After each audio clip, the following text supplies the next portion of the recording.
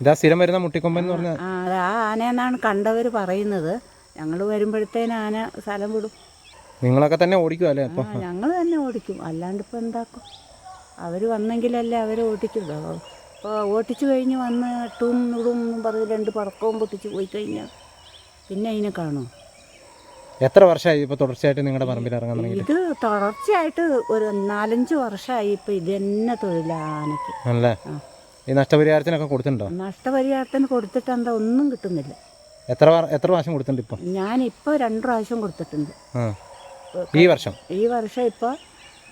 ഇപ്പോൾ ഒരു പ്രാവശ്യം കൊടുത്തു. ഇതിൽ മുന്നേ ഒരു പ്രാവശ്യം കൊടുത്തു.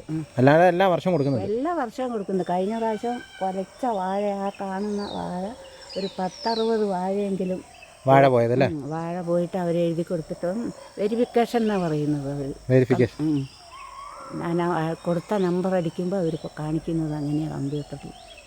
എത്ര വർഷം ഇപ്പോൾ മൊത്തം പരാതി കൊടുത്തിട്ടുണ്ട്? പരാതി കൊടുക്കാൻ 5-6 വർഷം കൊടുത്തു 5-6 വർഷം 2-3 പ്രാവശ്യമൊക്കെ കൊടുത്ത സമയമുണ്ട്. ഒരു പ്രാവശ്യം പോലും നഷ്ടപരിഹാരം കിട്ടിയില്ല? ഒരു പ്രാവശ്യം കിട്ടിയിട്ടില്ല.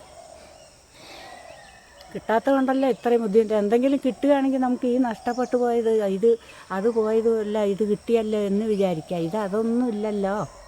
പുറത്ത് പോയിട്ട് വിലയ്ക്ക് വാങ്ങാൻ പറ്റുന്ന ആളാണെങ്കിൽ പിന്നെ വേറെ എന്തെങ്കിലും ചെയ്ത് പോയി വിലയ്ക്ക് മേടിച്ചുകൊണ്ട് വരാം. അമ്മച്ചിയൊക്കെ അങ്ങനെ പുറത്തുനിന്ന് അരി അങ്ങനെ മേടിക്കാറേ ഇല്ലല്ലോ? ഇല്ല, ഞാൻ അങ്ങനെ വാങ്ങലൊന്നുമില്ല.